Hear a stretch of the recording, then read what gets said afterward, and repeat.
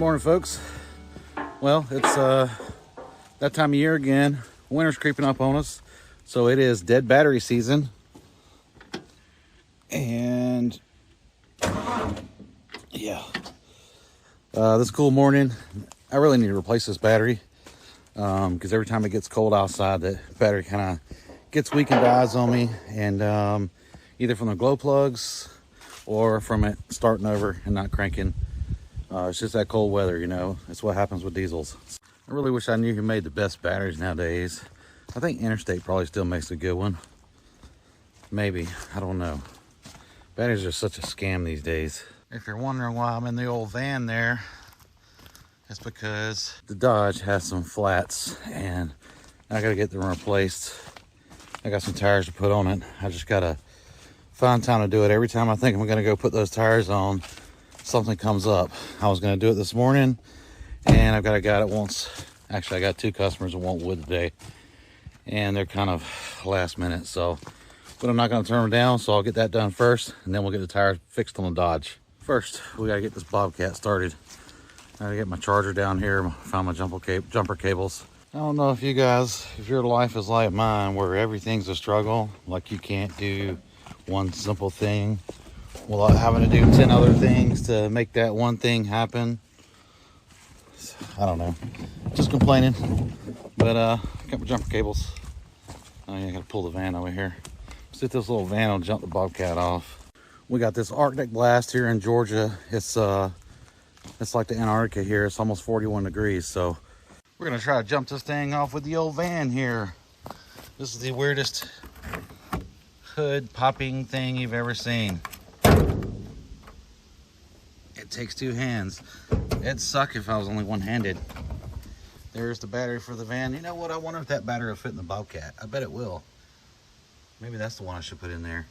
That's a good battery.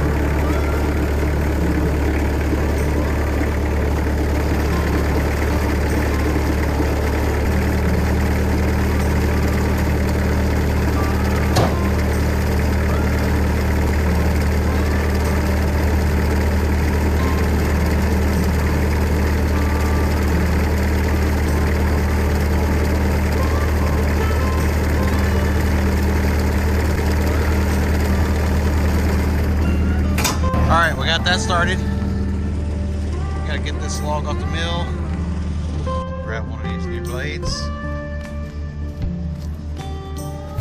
Put a fresh blade on the sawmill.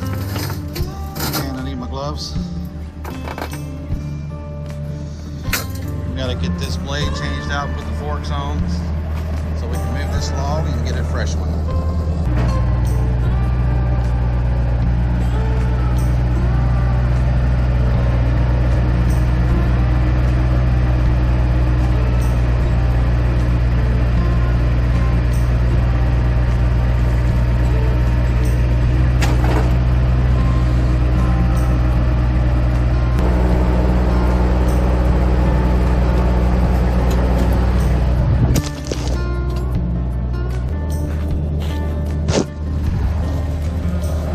Someone smarter than me once said, it's not the easy days that shape us. It's those hard days and struggles that can either make us or break us. And if we choose to keep going, it shapes us into who we are today.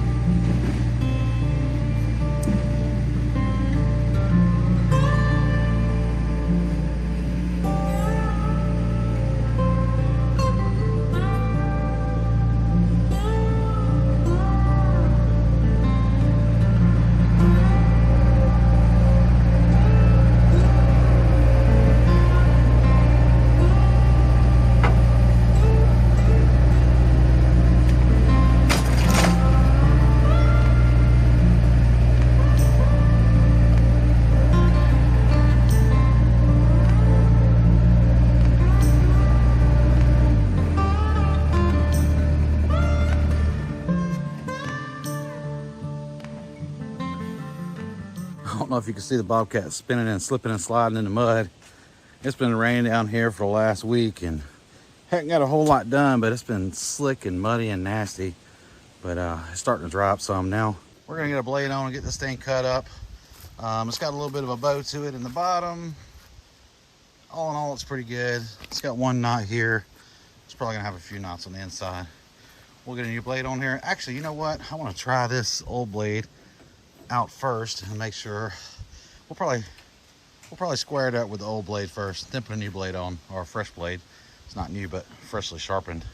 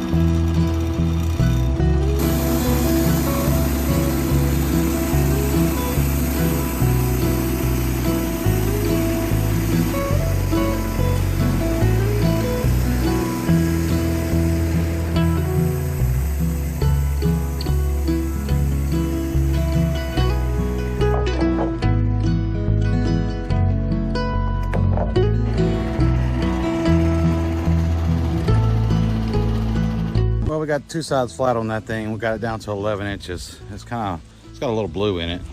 Well, if you can see the top, has a little bit of blue, and I've got a bug hole right there. We're gonna square it on up and start slicing it and see what we can get out of it. This may not be a good log. I may have to get one of those square cants over there and bring over and drop on here to get my wood out. We're gonna try it out. And I don't know how many viewers I have that's actually Norwood fans or owns a Norwood sawmill, or if I have any viewers at all. For a long time, I saw this idea and someone recommended it, putting these water hoses over, it's connected right to each one of these wheel guides, but it basically goes over top of the rail.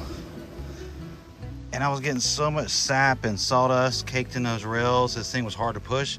But once I put this hose on there, it's just split and slid over top of it. And I got screwed in on the ends there, and it kind of stays in place. But it keeps the sawdust from the blade from dropping onto the actual rail. And what happens is that sawdust gets on the rail, then when you roll over it, it kind of packs it in and it gets on the wheels, and the wheels don't want to roll, and it just gets super nasty. You have to scrape it off with a shovel or axe or something and keep it oiled. But now I got those on there, man, it's been like day and night. Just thought I'd mention that in case anyone out here does have a Norwood, and you know, little tips and tricks, but it works great. I'm gonna get this log flipped up on the side so we can get it down to 8 inches, and we'll see how many boards we can get out of it.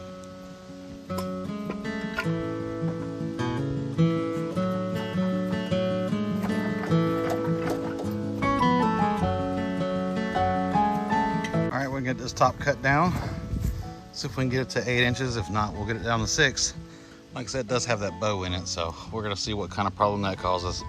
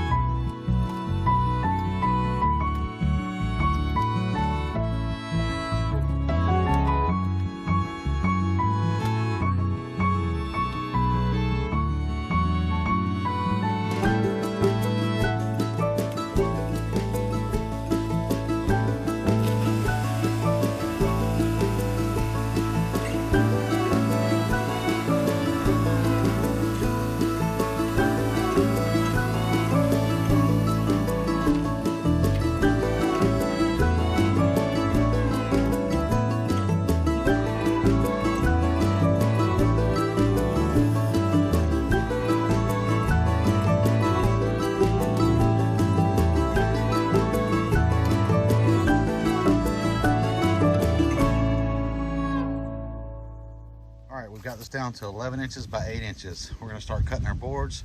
First, we're gonna go ahead and throw a new blade on so we ensure we don't have any wavy boards.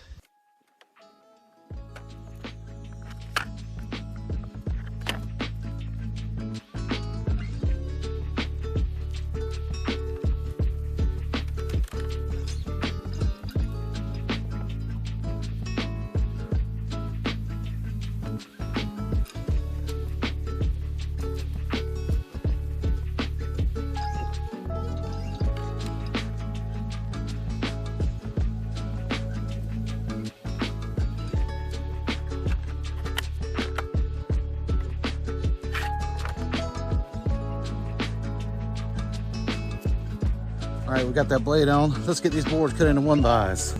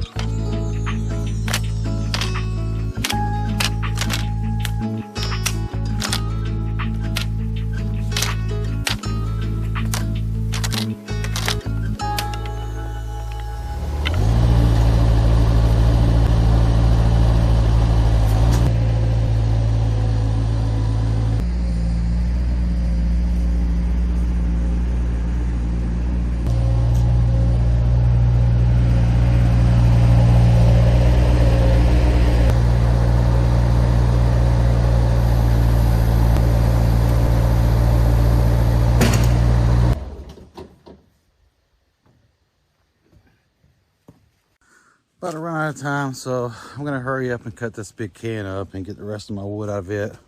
Hope it's got a really good heart in it, because it does have a little blue on the outside.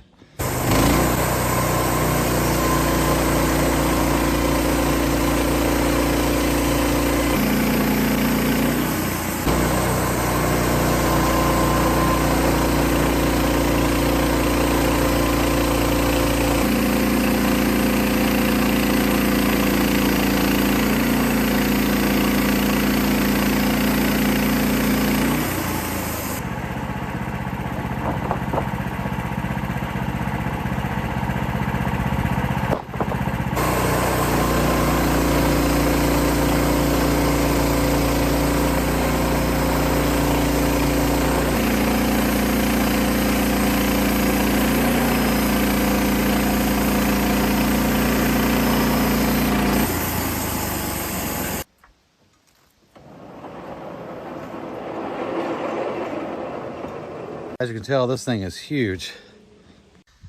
So now, I don't know if you can tell, I've got one 8 by 16 cant and one 6 by 16 cant.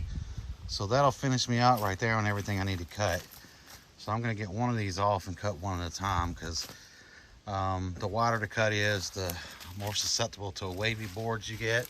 That one's pretty straight. That was a nice sharp blade. I took it easy going through just in case it wanted to warp on me. But look how wide these boards are. Huge, 16-foot boards, or 16-inch boards. 12 foot long, by the way.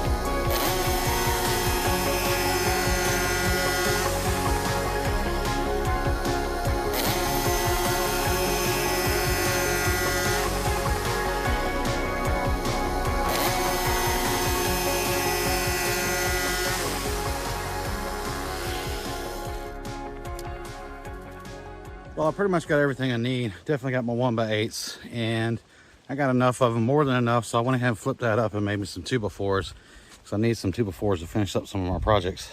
Got my saw sharpening and storage shed I got to finish up. It's been sitting here and just kind of sitting here. Floor's gonna rot if I don't get a roof on it, so time to get that finished up. But I got my 2x4s, and I got more than enough 1x8s. I'm gonna get that can on there and cut those down to 1x6s. Well, my camera died while I was cutting, but I've got all those cut up. I didn't record the 1x6s, but they went pretty fast anyway. But it's all done now. There's our 1x6s right there. I think there's 13 of those. A couple of them were kind of crappy, so I threw them to the side. We got all our 1x8s over here. These came out pretty good. They weren't that blue. There's pretty good core inside of that log. Some of them got a little bit of blue on the edge. Actually, there's a lot more over here. I just accidentally dropped those 15 or 16 inch boards here too. I'm gonna move those and stack these upright and get those 1x6s over here.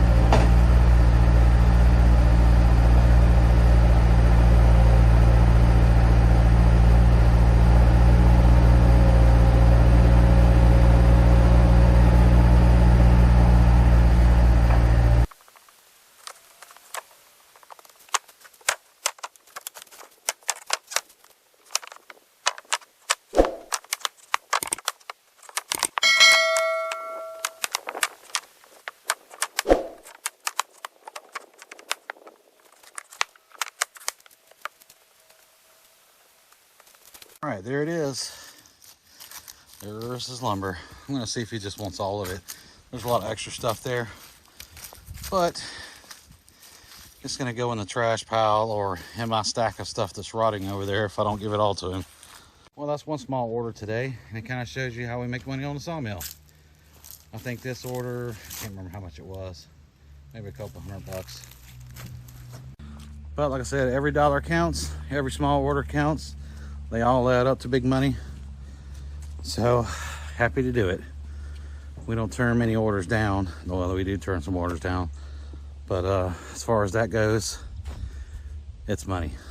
Well, if you made it this far into the video, I appreciate you sticking around. And if you like our content, please like and subscribe. We got a lot of watchers that, a lot of viewers that don't subscribe. Maybe our content's really not that good, but if you do like it, why not subscribe? Hope to see you in the next video.